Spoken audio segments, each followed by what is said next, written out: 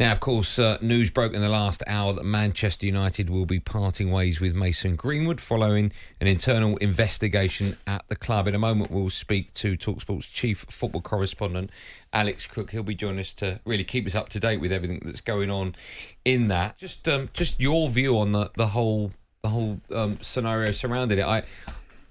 As a football fan, a Manchester United fan, as I say, I've got a statement. I've thought long and hard about this, so I'll read out my actual views in just a moment. But the bottom line is the club have done the right thing, haven't they? Yeah, I 100% agree. I never saw a scenario where they could have brought him back, if I'm honest. Listen, I know he's been proven not guilty. But listen, we all saw what he was accused of doing, the images, and we all heard the social media and the audio, which was horrific. But Manchester United finally have done the right thing. I don't necessarily like the statement that they put out there because it's almost like reluctantly they're letting him go, even though it's the right thing to do. Mm-hmm.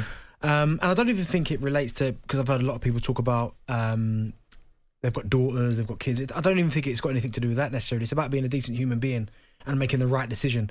And listen, he's a young boy, so I'm not going to condemn him and say that he should never be able to work again, because I don't think that's right either. But the fact, I think he should be allowed to kind of go elsewhere, try and rebuild his career, rebuild his life, and start again. I'm not going to condemn him to say that he should never work again, because I don't think that's right. But certainly from Manchester United's perspective, that's 100% the right thing I would have done. And to be, if I'm honest, it surprised me that it's taken them so long to come to this decision. But again, even when you read the statement, like, they're not exactly saying that it's the right thing to do because he's done wrong.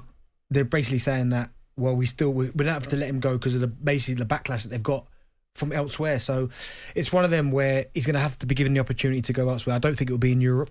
I think he'll have to go maybe a little bit further afield, and then even that's going to be difficult because we've seen scenarios in the past where you go back to Ched Evans. I remember when he got out of prison, and that's this before the not guilty then was read out, when he obviously was innocent, but he spent a lot of time in prison. Him going back to Sheffield United, and I remember, I think it was Jessica Ennis-Hill saying, if you allow him to come back to my club, take my name off the stand. And this is before he was then found innocent. Yeah, I think it'll be incredibly difficult for that club in Europe or anywhere because of the backlash of their fans to take Mason Greenwood. But as I said, I think he should be allowed to restart, to rebuild. But Manchester United finally have come to the right decision. Okay.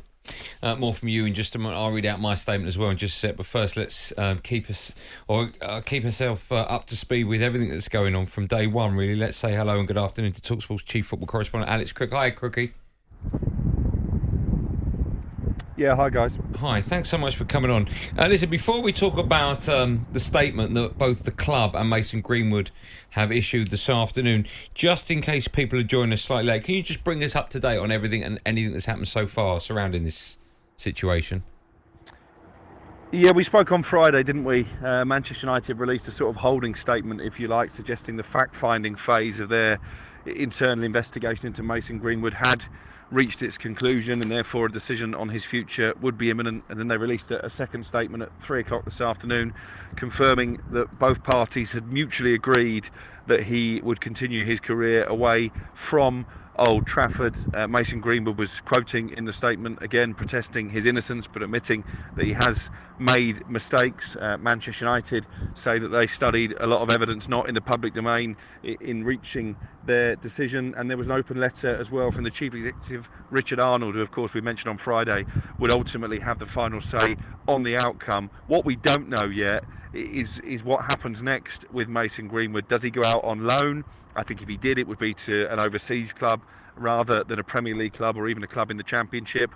Or do Mason Greenwood and Manchester United come to an agreement over the final 2 years of his contract and therefore release him as a free agent? If he does join a club on loan, he'll still be subject to the transfer protocol, so he'll still have to do that before the window closes. Obviously, if his contract is mutually terminated, then he would be free to move at any time, even after the window is closed. So we still don't have a definitive answer to that question, but the expectation from my sources at Manchester United is that Mason Greenwood, even if he is sent out on loan, won't play for the football club again. I mean, I'll be absolutely stunned if the club keep him on their books for whatever reason and send him out on loan rather than just cut ties with him. Cookie, I've got a couple of questions for you. The first one, I feel, as a United fan, I feel a little bit underwhelmed with the statement that the club have put out. One of their lines, you alluded to it there. It says, based on the evidence available to us, this is from Manchester United, we have concluded that the material posted online did not provide a full picture and that Mason did not commit the offences in respect of which he was originally charged. As a football fan, not just a member of the public, my initial thought is, who are Manchester United to tell me that, in their opinion, he did not commit any offences? I find that very bizarre. They're not a court of law. I don't really understand why they've come out and said that. No, I understand where you're coming from there, because you're right, they're not really qualified to make that kind of judgment. I have been told as well that actually they were presented with some evidence from the alleged victim, which was enough for them to be convinced that he hadn't committed a criminal offence, and that had he have done so, then they would have had no hesitation in terminating his contract. But I think you're right, maybe the language is a little bit clumsy. I've also had messages from Manchester United fans suggesting to me they're disappointed that nowhere in the statement did they mention the importance of highlighting domestic violence issues and supporting victims of domestic violence. Maybe they miss an opportunity by not doing that. Quickly, we're going to let you go. It's not the greatest line in the world, but I appreciate your time. Thanks so much for coming on. Thanks, guys. Thanks, Crick. There you go. As I mentioned, Alex Crook, talkSPORT's chief football correspondent. I've got my statement that I've written. I thought long and hard about this. Do you want to have your say before I read it out? No. Okay.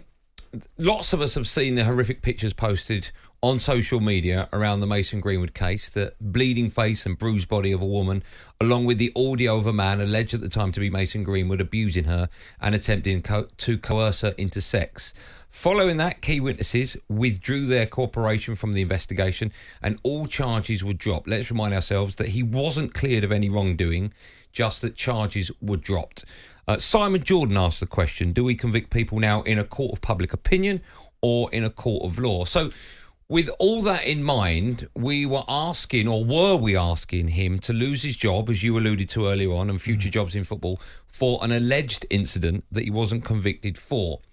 Now, I listened to a lot of what Simon Jordan said about this, and for me, it came down to three things. Contractual obligation from the club, he's got 2 years left on his deal. A duty of care from the club to Mason Greenwood, as he's been there for such a long time. And at the same time, a duty of care to its employees to make them feel safe in their work environment. And of course, on top of that, a morality issue. Let's not forget, United can pay up his contract tomorrow, which would be about £7 million, and no longer have this problem. And for me personally, it comes down to a morality issue. If he was an average fringe player, there's no doubt in my mind that he would have already left the club. The club would have cut ties with him. If he showed any remorse, would people change their views? Well, personally, I don't think so. And I know you alluded to this earlier on, but I do have two young daughters. My 11-year-old, my youngest, is a Manchester United fan. And what happens if I take her to watch Manchester United and Mason Greenwood scores the winner against Liverpool in the last minute? Does she celebrate this goal? Does she chant Mason Greenwood's name? What happens if for her birthday she wants a Mason Greenwood shirt with his name and number on the back? And that's why, for me, in my opinion, the club have done the right thing. I can't have Mason Greenwood at my club. He shouldn't be associated with or be anywhere near one of the greatest football teams in the world. I think this type of scenario could split a dressing room. You get half the guys in there that'll be like, fair enough, we're a team, we move together, and you get the other half that just simply can't have it, that just can't do it. And I think that's how it'll be. Wherever he goes, that's what will happen. Simon Jordan joined Paul Hawksby and Andy Jacobs following the news that Mason Greenwood will leave Manchester United. He spoke about what he believes will happen next for the forward. If they wanted to, they could just pay him up. They could simply pay him up. They could possibly, as I alluded to a moment ago, terminate his contract under bringing the club into disrepute. But I think they'd have a legal challenge. So I think what they'll do is they'll find a mechanism to take him out of the club, whether it's a loan deal, to ensure that his market value is protected, so that in the event, over a period of time, that he rehabilitates in terms of his outlook towards life, but also in terms of his brand, people's recognisability and association with him. And then they'll monetize him one way or another. By that I mean they'll sell him. That was Simon Jordan speaking earlier about the fact that Mason Greenwood's going to leave Manchester United. The part, and listen, Simon, he's fantastic talking about it there. I'd like to think the last thing Manchester United are thinking about is investment and money in this type of scenario. So do I. That's the last thing, because if they're talking about protecting their investment, and because he was a talent. You can't hide that fact. He was fantastic. I'd like to think Manchester United are making this decision based on morals and ethics, rather than, do you know what, how can we still generate a bit of money? Because I think money in this type of scenario goes out the window completely. Yeah, I totally agree with you. Listen, it's my club. I love my club.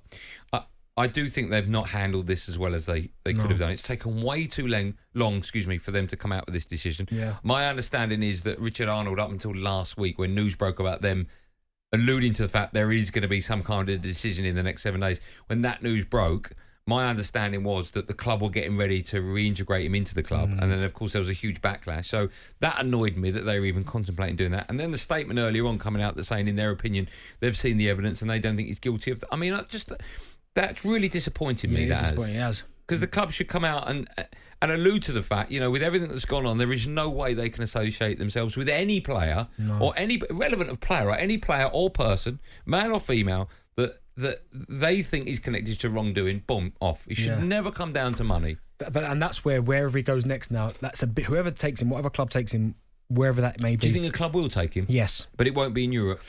I don't think it will be, but you know what some clubs are like. Sometimes you get morals in football are they're not non-existent when it comes to morals in football. Someone will take him. Someone will get desperate and go, do you know what, we need it. But I think you need to think long and hard about your football club and the impact that's going to have on the supporters and anyone associated to that club, even down to the female staff that work at this football club. About even more so. But as I said, I'm not condemning him and saying he should never be able to work again because he's a young man. Everyone makes mistakes. That's a fact. Yeah. Do you think he should be allowed to work in football again? Yeah, I do. Yeah. Okay. Listen, I know he's made a mistake. I'm not. There's not one part of me that's saying condoning what he's done, but he's a young man. Do you know what I mean? He clearly, obviously, needs help. We don't know about his upbringing for starters. Like, has he witnessed this before? Yeah, his upbringing? yeah. Domestic violence. Have we seen this before? I think he probably needs help first and foremost, and then whatever club he goes to, let them give him the help. But to say that he should never work again, that bit I don't agree with. talkSPORT Drive with Andy Goldstein. Monday to Friday afternoon from 4 on AM, on DAB, via the talkSPORT app and on your smart speaker. talkSPORT.